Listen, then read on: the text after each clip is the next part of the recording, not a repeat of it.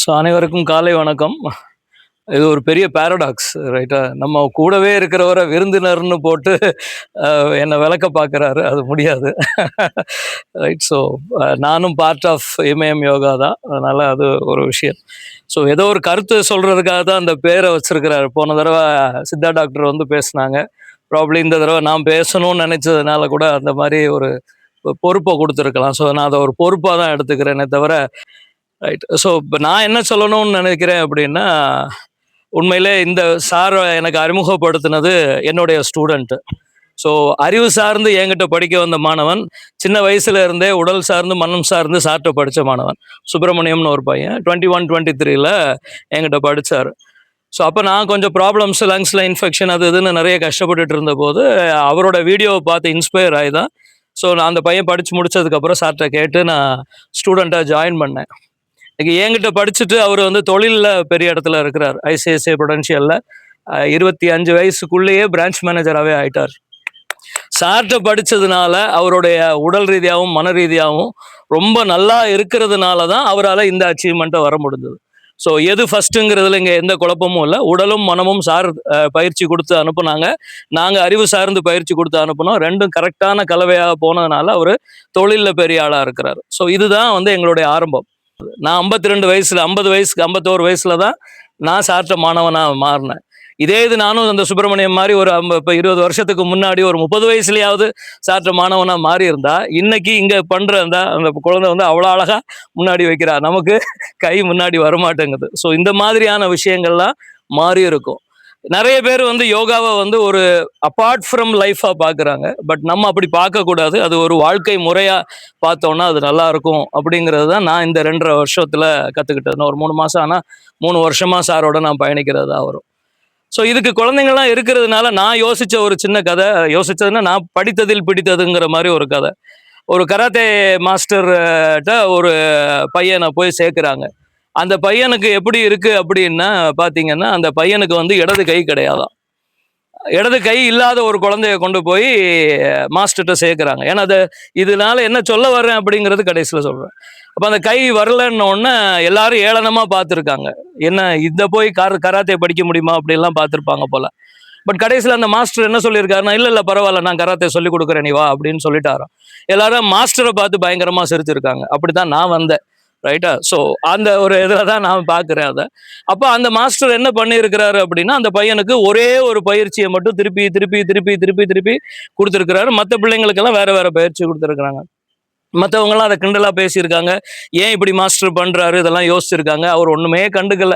கொஞ்ச நாள் கழிச்சு அந்த பையனுக்கே ஒரு வெறுப்பாயிரும்ல, என்னடா இது மற்றவங்கலாம் இப்படி பண்ணுறாங்க, மாஸ்டர் நமக்கு மட்டும் ஒரே ஒரு பயிற்சி மட்டும் கொடுக்குறாரு அப்படின்னு இது பண்ண உடனே, இல்லை ஏன்னா என் மேலே உனக்கு நம்பிக்கை இருக்கா, சாரி என் மேலே உனக்கு நம்பிக்கை இருக்கா, இருக்கு, என் மேலே நம்பிக்கை இருக்கா, இருக்கு, அப்போ அந்த நம்பிக்கையில் நீ படி, நான் சொல்லித்தரேன் அப்படின்னு சொல்லியிருக்கிறார். அந்த பையனும் நம்பிக்கை வச்சு போயிட்டே இருந்திருக்கிறான். கடைசியில் பார்த்தீங்கன்னா ஒரு காம்படிஷன் வருது, கராத்தே காம்படிஷன் வருது. அந்த காம்படிஷனுக்கு கூட்டிகிட்டு போகிறாங்க.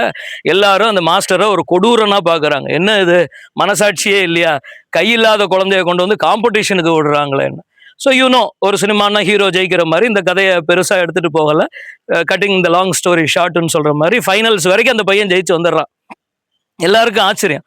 அப்போ கடைசியாவது லாஸ்ட் சொல்கிறாங்க, மாஸ்டர் வேண்டாம், எதிர்த்தாப்புல இருக்கிறவர் மிகப்பெரிய ஜாம்பவான் கராத்தேல, பட் உங்கள் பையனை கொண்டு போய் அவன் சாவடிச்சிடக்கூடாது, பார்த்துக்குங்க, அதெல்லாம் ஒன்றும் இல்லை, பையன் போவாங்கிறார். கடைசியில் கதை எப்போதுமே மங்களகரமாக முடிகிற மாதிரி இங்கேயும் இந்த பையன் ஜெயிச்சிட்றான். எல்லாருக்கும் ஆச்சரியம், இது என்னடா இது வந்து உலக அதிசயமா இருக்கு, இது எப்படி ஜெயிக்க முடியும் அப்படிங்கிறத கேட்குறாங்க.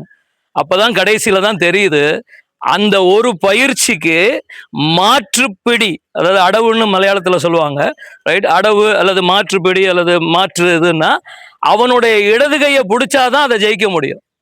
Which he doesn't have. அவனுக்கு அந்த கை கிடையாது. இப்போ நம்ம அந்த இப்படியெல்லாம் பிடிப்போம்ல, இப்படியெல்லாம் பிடிச்சா நீங்கள் எடுக்கணும், அதுக்கெல்லாம் ஒரு இது அடவுன்னு சொல்லுவோம்ல, அந்த மாதிரியான ஒரு விஷயம். அதுக்கு மாற்றுப்படி ஒன்று தான் வாழ்க்கையில், இடது கையை மட்டும் பிடிச்சாதான் அவன் ஜெயிக்க முடியும். ஆனால் அவனுக்கு அந்த இடது கை இல்லை. அப்போ அந்த மாஸ்டர் என்ன பண்ணியிருக்காரு அப்படின்னா, அந்த மாணவனுக்கு எது வரும், எது தேவை, எது கொடுக்கணும் அப்படிங்கிறத புரிஞ்சுக்கிட்டு அவனுக்கு தேவையானதை மட்டும் கொடுத்து அவனை ஜெயிக்க வச்சிருக்கிறாரு. அப்படிங்கிற மாதிரி தான் இந்த விஷயத்த நானும் பார்க்குறேன். எல்லாருக்கும் ஒரே மாதிரி பயிற்சிங்கிறது ஐ திங்க் நலம்நாடியில மட்டும்தான். ரைட்டா? யாருக்கு என்ன பிரச்சனை இருக்குங்கிறதெல்லாம் மீறி இங்க வந்து எல்லாருக்கும் அன்னன்னைக்கு ஒரு டாபிக் எடுத்து அவங்க சொல்றாங்க.